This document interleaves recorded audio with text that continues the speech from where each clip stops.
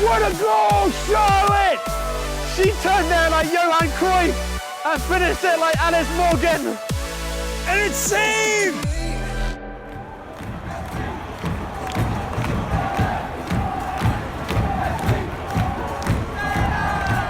Hello everyone, welcome to the Game in Frame live stream. We are down here at Randall's Island for the Women's Celebration Tournament. We're going to see some of the best under 10 girls in all of New York City.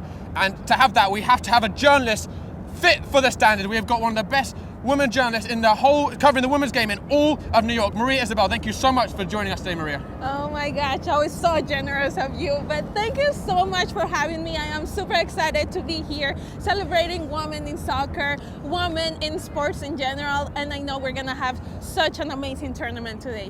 What are you most looking forward to from the tournament today?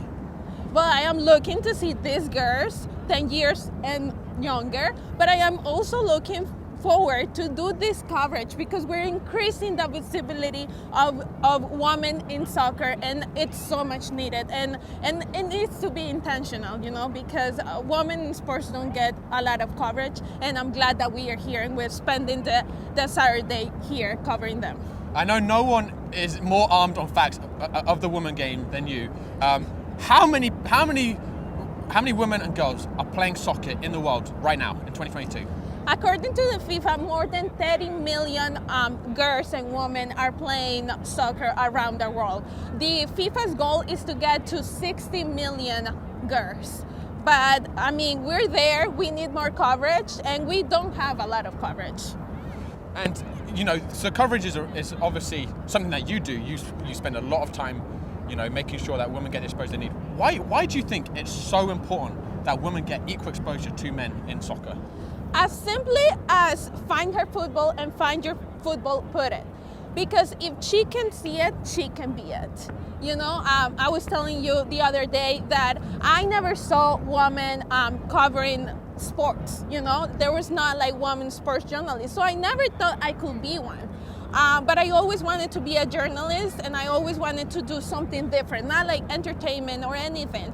And once I was half in college, I was like, oh, maybe I can cover, you know, women, and that's different, and I'm a Latina, I'm a bilingual, I live in New York, but I wish I saw other people like when I was younger do that, so I can like dream it like faster, you know. So what we're doing here, like other girls in their home are watching girls, and they're gonna be like, oh, maybe I can practice soccer this summer, you know. Or maybe there are parents who are still hesitating about putting girls into soccer because they think it's like a men's sport, and they see this and they're like, oh no, you know, like I think this is something big, and it's gonna change a lot of people's minds when they see girls and women playing sports, because sports don't have a gender, you know. And I think particularly for today, because we've got some really fantastic girls that are going to be playing today, some of the most talented. Now, in terms of, you know, you talked about when you were younger and to now. So there has obviously been some progress since you were young to now. Yes. How much do you feel like has been made, and how much more needs to be made?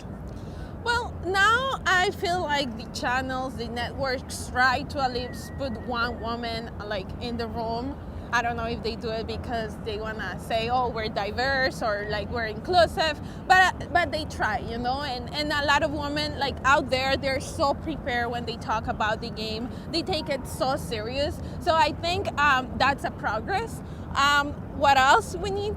It's more intentional in coverage. Like when it doesn't have to be so hard to find a women's soccer game on TV, or even in the streams that we have. It is just so hard. Like every time a game is on, you have like I literally have to Google what stream service can I use, or like, you know, and it's a struggle. So we shouldn't have to gone through that. It has to be intentional, and more coverage definitely. Money, we need more money because, you know, like we can coverage, but if there is no sponsors, marketing, you know, as much as we like it and the passion that we have, we need money to survive, you know. So money is also necessarily to keep the game growing. And how have you seen the game grow in America in the last decade with the NWSL and other developments? Well, I have seen it big. Like when I moved to America, there was no WSL. That was like back in 2007. Then NWSL started in 2012. They started their first season in 2013. But honestly, it was so hard to like watch the New York team because they were called Sky Blue FC, but they used to play like very far in New Jersey in a university. But just last year, they started their season in Red Bull Arena. I went and covered the first game, and it was so exciting. Now it's so like it's easier to get to. It's nice to see them play in like a professional stadium. Give them what they deserve, you know. So I think that's progress. We still need more, obviously, but it is progress. We're going to see a great exhibition today. But for any young player out there thinking, what's a good women's team for me to start on in New York City? I know you've seen lots of different ones. Which team would you say first they got to get down to that stadium and watch?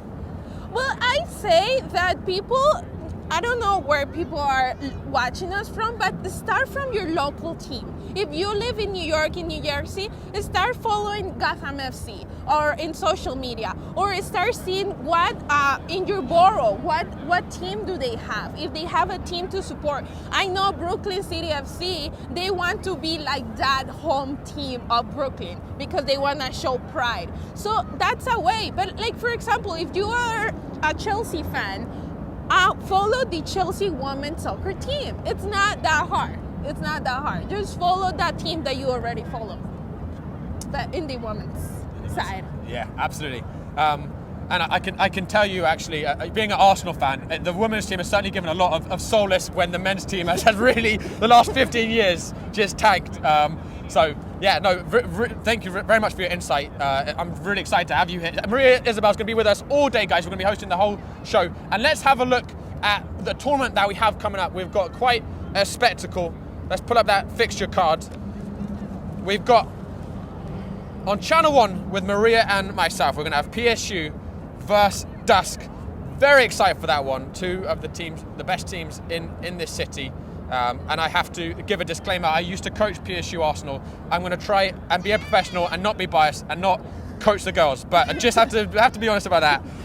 You have to hold me accountable, Maria. Yeah, I'm going to have you accountable. I was like, Josh, please.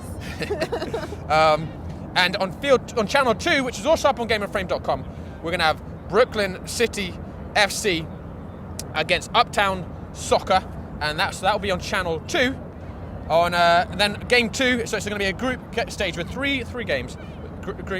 Game 2 in the group stage, we're going to have PSU once again against Brooklyn City FC on Channel 1, Dusk against Uptown Soccer on Channel 2, and the final round of those games is going to be Brooklyn City FC against Dusk on Channel 1 and PSU Uptown Soccer on Channel 2. Maria is then going to do a behind the scenes of the tournament on Channel 2 between the group stage and the final. Maria, who are you hoping to talk to in that behind the scenes? Well, I am excited because Brooklyn College is here volunteering their time, and I am a Brooklyn College graduate. So I'm super excited to see what brought them here. Why are they here supporting this tournament? Also, like Queensboro FC is here. I am just excited to go because we have a lot of volunteers too. And I want to ask them, I know why I'm here. I know why you're here. I want to know why they're taking the time and volunteering for this tournament and what they have to say about women's soccer. So that's going to be excellent, guys. Tune in for that at about 2:50 p.m. between 3:10 on Channel 2. And then the final, the game we've been waiting for all day, is going to be at 3:10 to 3:30. That's going to be back on Channel 1. The winner of the groups, the top two teams in the group, will be the ones progressing to the final. And then finally, we will wrap up with Maria and I covering the trophy lift. And we'll hopefully get some interviews with some very excited 10-year-olds who've got medals around their necks. And we will finish up with some pickup soccer by Find Your Football from 4 to 5 p.m. So we've got a great schedule for you guys. We also got some interviews coming up, including from a former Barcelona captain. It's going to be a great show, guys. One of the best in Game and Frame history, I hope. And if it isn't, I'm going to blame it all on you, Maria Isabella. I'm sorry. But it's okay. Yeah. All right, guys. Well, do not go anywhere. We'll be back in just a couple of moments.